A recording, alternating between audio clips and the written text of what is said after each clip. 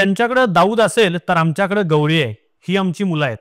हे वाक्य हिंदू हृदयसम्राट शिवसेना प्रमुख बाळासाहेब ठाकरे यांनी 1994 सालच्या दसरा मेळाव्यात उच्चारलं आणि समोर जमलेल्या लाखो हिंदूंनी टाळ्यांचा कडकडाट करून शिवाजी पार्कचा परिसर दणाणून सोडला.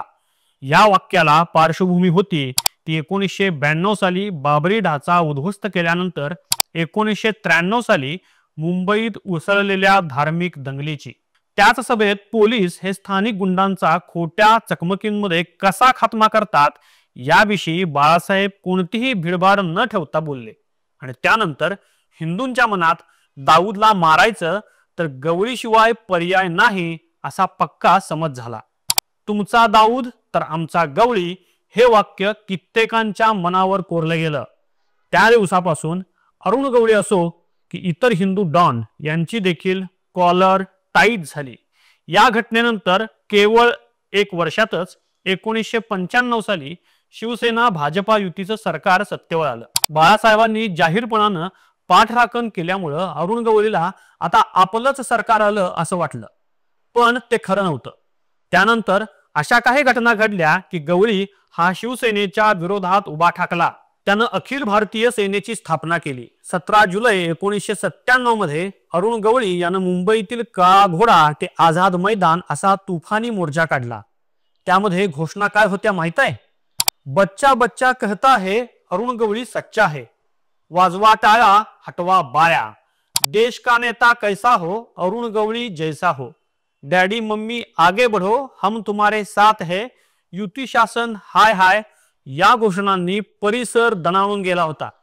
दक्षिण मुंबईतील काळा घोडा हा एक चौक आहे.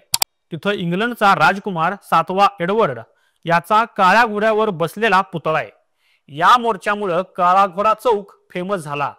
खुद्द बाळासाहेबांनी ज्याच्या पाठीमागं उभं राहण्याचा पवित्रा घेतला होता त्याच अरुण गवळीनं बाळासाहेबांच्याच विरोधात रस्त्यावर उतरून दंड थोपटले होते आणि मोर्चा देखील साधा सुद्धा नाही तर 1 ते 1.5 लाख लोकांना घेऊन शिवसेनेच्याच बालेकिल्ल्यात मुंबईत काढला.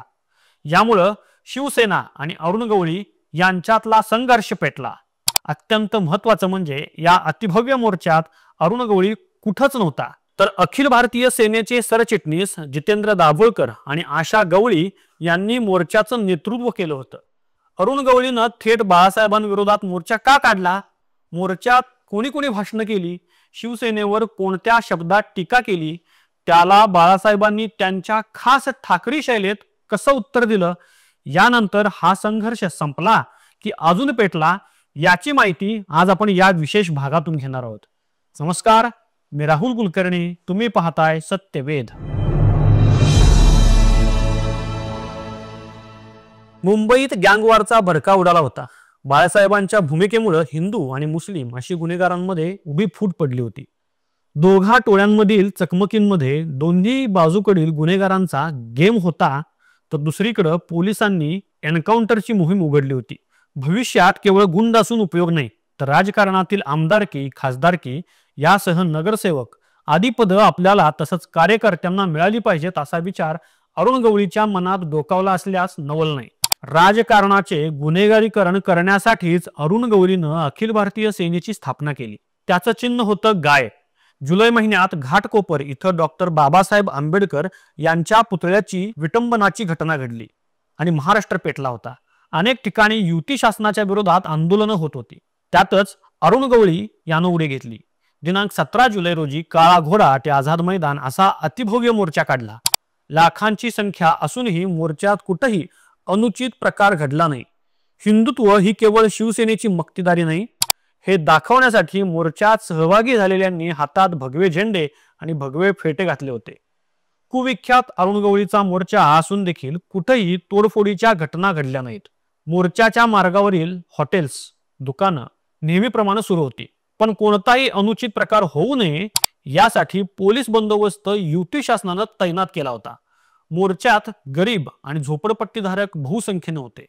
काळा घोडा इथं मोर्चा अडवण्यात आला आणि तिथंच सभा झाली. या सभेत जी भाषणं झाली ती शिवसेनेला बरीच झोंबली, कारण एखाद्या कुविख्यात गुंडानं स्थापन केलेल्या राजकीय पक्षातील नेत्यांनी बाळासाहेब आणि शिवसेनेवर जहरी टीका केली होती.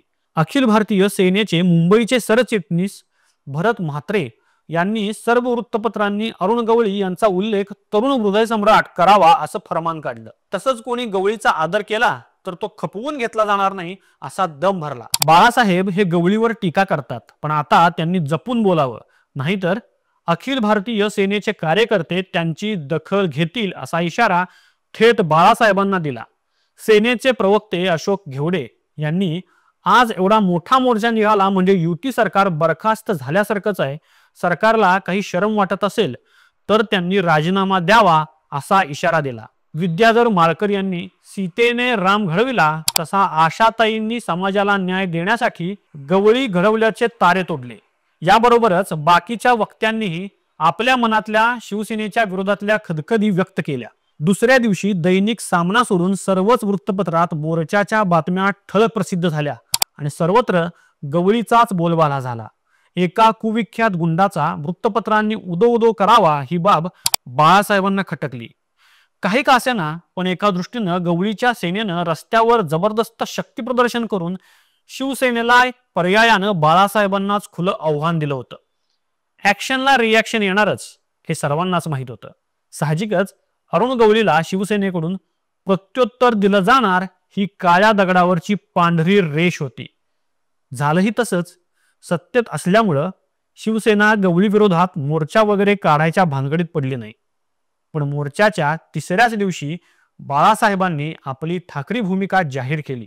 आव्हान स्वीकारलं आहे असं समजा असा इशारा गवळीला दिला. बाळासाहेबांनी गवळीचा समाचार कोणत्या भाषेत घेतला ते पाहणं महत्वाचं आहे.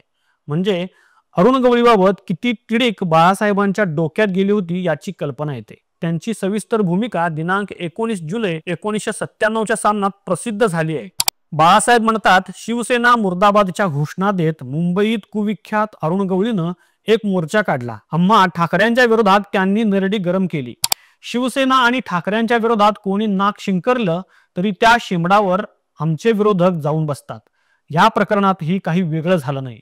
गुंड असला तरी ठाकरे आणि शिवसेनेबद्दल शिंकरतोय ना, मग त्याचा शेंबूडही त्यांना गोड.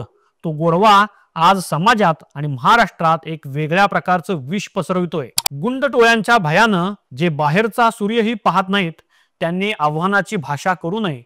अनेक वर्षे तुरुंगाच्या अंधार कोठडीत राहिल्यानं आणि आता दगडी भिंतीतच भयानं कोंडून घेतल्यानं निर्माण झालेली ही भ्रमिष्ठावस्था आहे. काळ्या घोड्यानं आतापर्यंत अनेक भ्रमिष्ठांना पाहिलंय. असं अनेक नंगेनाच त्यांनी थंडपणे पचविले आहेत. असे कित्येक मोर्चे फसफसत आले आणि शिवसेनेच्या विरोधात बुडबुडे फोडून विरघळत गेले. काळा घोडा त्यास साक्ष आहे. आमचा संयम म्हणजे गुंडगिरी नाही याचा अनुभव घ्यायचा आहे काय? तुम्हाला हवेच असेल तर आम्ही आव्हान स्वीकारलंय असं समजा. मग मात्र शेपट्या घालू नका.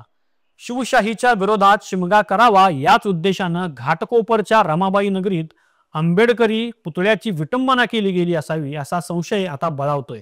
काळा घोडा इथं काढण्यात आलेल्या मोर्चात गवळीच्या पदाधिकाऱ्यांनी वृत्तपत्रांनाही दमबाजी केली होती. त्यानंतर अचानक पत्रकारांवरील हल्ल्यात वाढ झाली. त्याच पार्श्वभूमीवर पुन्हा बाळासाहेबांनी अरुण गवळीला टार्गेट केलं. बाळासाहेबांनी दिनांक 23 जुलै रोजी अरुण गवळीवर नरराक्षकाचा उदो उदो, पत्रकारांनो डोकं ठिकाणावर आहे का, असा सणसणीत अग्रलेख सामनातून लिहून आपली भूमिका स्पष्ट केली.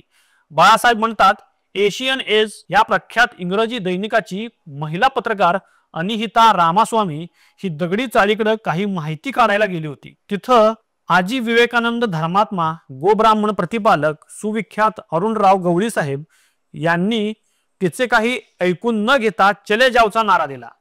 त्या पत्रकार पुरीवर दगडविटांचा भयंकर मारा करण्यात आला. तिनं कशीबशी स्वतःची सुटका करून घेतली. वास्तविक हा वृत्तपत्र स्वातंत्र्यावरील केवढा मोठा हल्ला, पण ही बातमीही बेमालूमपणे दाबण्यात आली. कुविख्यात गवळीच्या त्या मोर्चात पत्रकारांना जो इशारा दिला गेला त्यामुळं गवळीच्या नावामागील कुविख्यात गुंड, माफिया डॉन या साऱ्या बिरुदावल्या अचानकपणे धोतर सुटते त्याप्रमाणे गळून पडल्या आणि बातम्या अग्रलेखातून अहो जाहो ची भाषा सुरू झाली. तुमच्या पत्रकार संघाच्या टोलेजंग इमारतीत ज्या महान वृत्तपत्रकारांच्या तस्बिरी लागल्या आहेत त्या गुंडाळून ठेवा आणि एकमेव तस्वीर धर्मात्मा अरुण गवळी याची लावा. वृत्तपत्रांनी उभा केलेला हा गवळीचा भस्मासूर उलटा फिरणार नाही याची त्यांना तरी खात्री आहे का?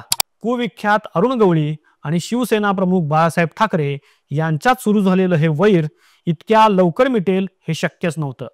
काळा घोडा येथील मोर्चाला 1 महिना झाल्यानंतर गवळी टोळीनं नरिमन पॉइंट इथं एका प्रख्यात बांधकाम व्यावसायिकाचा खून केला.